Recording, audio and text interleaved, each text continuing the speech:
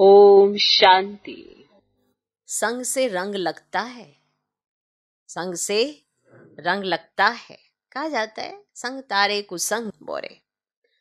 लगता है ना संग से रंग। हालत क्या हो जाती है? खराब। और श्रीमत का करते हैं निरादर। क्यों?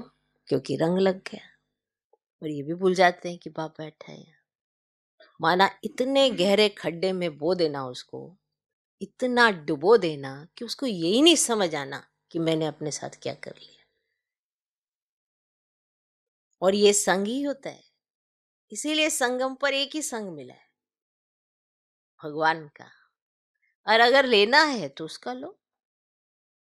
तो अगर आप किसी के संग में भी आओ तो उस पर बाप का संग का रंग चढ़े, पर नहीं चढ़ता क्योंकि आपका ही इतना चढ़ा हुआ है।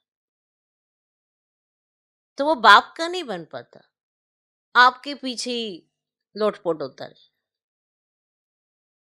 बाप का पूरा बन ही नहीं पाता। सही गलत सब समझ उसकी चट हो जाती है, क्योंकि संग बाप का नहीं लगा है।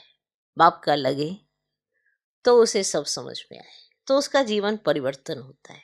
इसीलिए संग तारता है। तो वो कौन सा संग? अगर आपका बाप के साथ संग है तो वही दूसरे का संग बाप के साथ होगा, वरना आप तो डूबे ही डूबे, उसको भी डुबो। तो सब एक दूसरे को डुबोने के निमित्त बन जाते हैं, हाथ पकड़ के जो चल रहे हैं।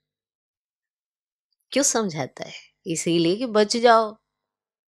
माया तो कदम कदम पर धोखा देगी ना, पर समझ अगर बाप के संग की होगी तो पता पड़ेगा, अरे कि मेरे ऊपर बाप का संग का रंग थोड़ा कम है, किसी और का पड़ा है। क्योंकि बुद्धि वहीं चक्कर काटती रहेगी, और जब बुद्धि चक्कर काटेगी तो बुद्धि बाप से तो छूटेगी ना। इसीलिए डुबो देता है। इसीलिए कहीं देखा गया है ब्राह्मण भी बाप का हाथ छोड़ के चले जाते, बड़े अच्छे थे, बड़े अच्छे थे। अब ये अच्छे होना सदा काल की निशानी थोड़ा है।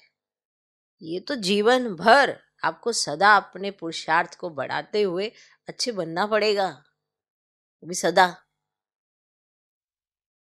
एक दो दिन के लिए नहीं है ये आपका जीवन। एक दो दिन के लिए, एक दो दिन चलेगा, खाना खाएंगे और बाकी सारे जीवन कुछ ना खाएं, चलेगा? नहीं चलेगा भाई। तो शरीर को चलाने की एनर्जी देते हो, आत्मा को चलाने की एनर्जी कहाँ है?